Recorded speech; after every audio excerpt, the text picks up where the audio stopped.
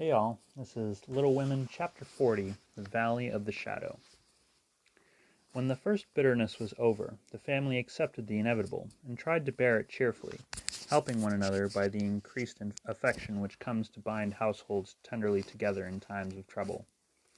They put away their grief, and each did his or her part toward making that last year a happy one. The pleasantest room in the house was set apart for Beth, and in it was gathered everything that she most loved. Flowers, pictures, her piano, the little work table, and the beloved pussies. Father's best books found their way there, Mother's easy chair, Joe's desk, Amy's finest sketches, and every day Meg brought her babies on a loving pilgrimage to make sunshine for Auntie Beth. John quietly set apart a little sum, that he might enjoy the pleasure of keeping the invalid supplied with the fruit she loved and longed for. Old Hannah never wearied of concocting dainty dishes to tempt a capricious appetite, dropping tears as she worked, and from across the sea came little gifts and cheerful letters, seeming to bring breaths of warmth and fragrance from lands that know no winter. Here, cherished like a household saint in its shrine, sat Beth, tranquil and busy as ever, for nothing could change the sweet, unselfish nature, and even while preparing to leave life, she tried to make it happier for those who should remain behind. The feeble fingers were never idle, and one of her pleasures was to make little things for the school children daily passing to and fro, to drop a pair of mittens from her window for a pair of purple hands, a needle-book for some small mother of many dolls, pen-wipers for young penmen toiling through forests of pot-hooks, scrap-books for picture-loving eyes, and all manner of pleasant devices, till the reluctant climbers up the ladder of learning found their way strewn with flowers, as it were, and came to regard the gentle giver as a sort of fairy godmother, who sat above there and showered down gifts miraculously suited to their tastes and needs. If Beth had wanted any reward, she found it in the bright little faces always turning up to her window, with nods and smiles, and the droll little letters which came to her, full of blots and gratitude. The first few months were very happy ones, and Beth often used to look round and say, "How beautiful this is," as they all sat together in her sunny room, the babies kicking and crowing on the floor, mother and sisters working near, and father reading, in his pleasant voice, from the wise old books which seem rich in good and comfortable words, as applicable now as when written centuries ago. A little chapel, where a paternal priest taught his flock the hard lessons all must learn, trying to show them that hope can comfort love, and faith make resignation possible. Simple sermons that went straight to the souls of those who listened, for the father's heart was in the minister's religion, and the frequent falter in the voice gave a double eloquence to the words he spoke or read. It was well for all that this peaceful time was given them as preparation for the sad hours to come, for, by and by, Beth said the needle was so heavy, and put it down forever. Talking wearied her, faces troubled her, pain claimed her for its own, and her tranquil spirit was sorrowfully perturbed by the ills that vexed her feeble flesh. Ah me, such heavy days, such long, long nights, such aching hearts and imploring prayers, when those who loved her best were forced to see the thin hands stretched out to them beseechingly, to hear the bitter cry, "Oh, help me," and to feel that there was no help. A sad eclipse of the serene soul, a sharp struggle of the young life with death, but both were mercifully brief, and then, the natural rebellion over, the old peace returned more beautiful than ever. With the wreck of her frail body, Beth's soul grew strong, and though she said little, those about her felt that she was ready, saw that the first pilgrim called was likewise the fittest, and waited with her on the shore, trying to see the shining ones come to receive her when she crossed the river. Joe never left her for an hour since Beth had said, "I feel stronger when you are here." She slept on a couch in the room, waking often to renew the fire, to feed, lift, or wait upon the patient creature, who seldom asked for anything, and tried not to be a trouble. All day she haunted the room, jealous of any other nurse, and prouder of being chosen than of any honor her life ever brought her.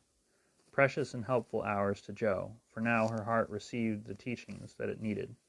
Lessons in patience were so sweetly taught her that she could not fail to learn them. Charity for all, the lovely spirit that can forgive and truly forget unkindness, the loyalty to duty that makes the hardest easy, and the sincere faith that fears nothing, but trusts undoubtingly.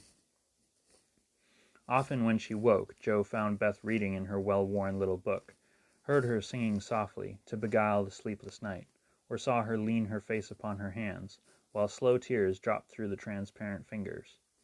And Joe would lie, watching her with thoughts too deep for tears, feeling that Beth, in her simple, unselfish way, was trying to wean herself from the dear old life, and fit herself for the life to come, by sacred words of comfort, quiet prayers, and the music she loved so well. Seeing this did more for Joe than the wisest sermons, the saintliest hymns, the most fervent prayers that any voice could utter. For, with eyes made clear by many tears, and a heart softened by the tenderest sorrow, she recognized the beauty of her sister's life. Uneventful, unambitious, yet full of the genuine virtues which smell sweet and blossom in the dust. The self-forgetfulness that makes the humblest on earth remembered soonest in heaven. The true success which is possible to all. One night, when Beth looked among the books upon her table, to find something to make her forget the mortal weariness that was almost as hard to bear as pain, as she turned the leaves of her old favorite, Pilgrim's Progress, she found a little paper, scribbled over in Joe's hand. The name caught her eye, and the blurred look of the lines made her sure that tears had fallen on it. Poor Joe, she's fast asleep, so I won't wake her to ask leave. She shows me all her things, and I don't think she'll mind if I look at this, thought Beth, with a glance at her sister, who lay on the rug, with the tongs beside her, ready to wake up the minute the log fell apart. My Beth, sitting patient in the shadow, till the blessed light shall come, a serene and saintly presence sanctifies our troubled home. Earthly joys and hopes and sorrows break like ripples on the strand of the deep and solemn river, where her willing feet now stand.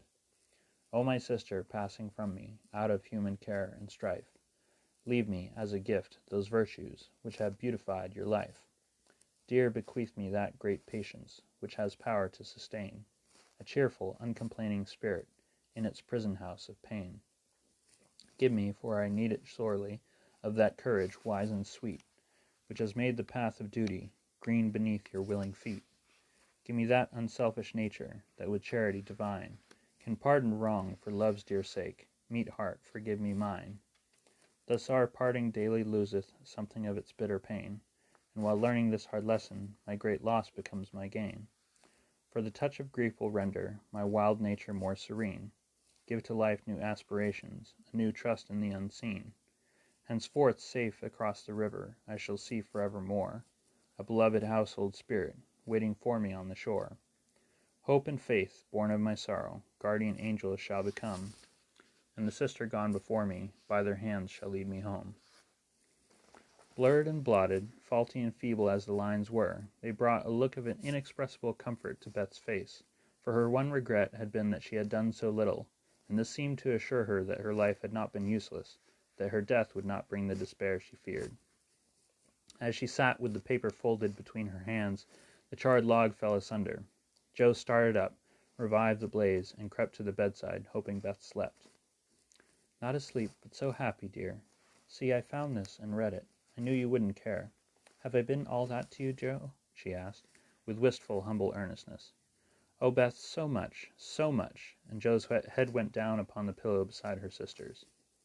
Then I don't feel as if I'd wasted my life.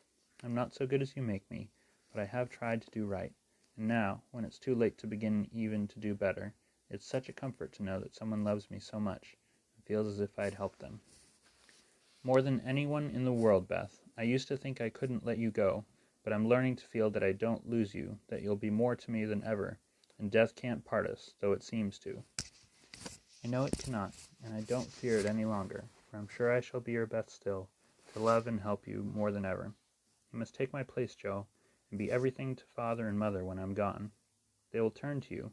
Don't fail them, and if it's hard to work alone, remember that I don't forget you, and that you'll be happier in doing that than writing splendid books or seeing all the world, for love is the only thing that we can carry with us when we go, and it makes the end so easy. I'll try, Beth. And then and there Joe renounced her old ambition, pledged herself to a new and better one, acknowledging the poverty of other desires, and feeling the blessed solace of a belief in the immortality of love.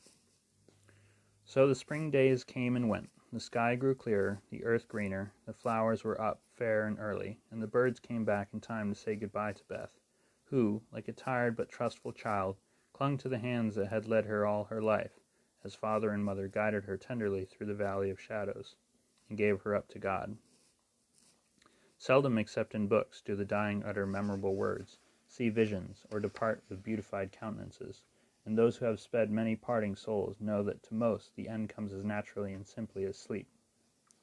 As Beth had hoped, the tide went out easily, and in the dark hour before the dawn, on the bosom where she had drawn her first breath, she quietly drew her last, with no farewell but one loving look, one little sigh.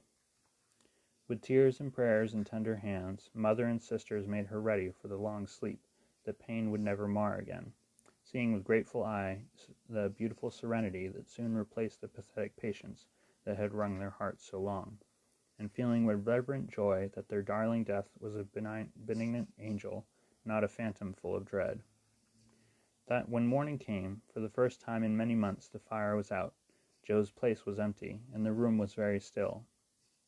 But a bird sang blithely on a budding bough close by, the snowdrops blossomed freshly at the window, and the spring sunshine streamed in like a benediction over the placid face upon the pillow, a face so full of painless peace that those who loved it best smiled through their tears, and thanked God that Beth was well at last. And thus ends chapter 40. I love you all. Have a good night.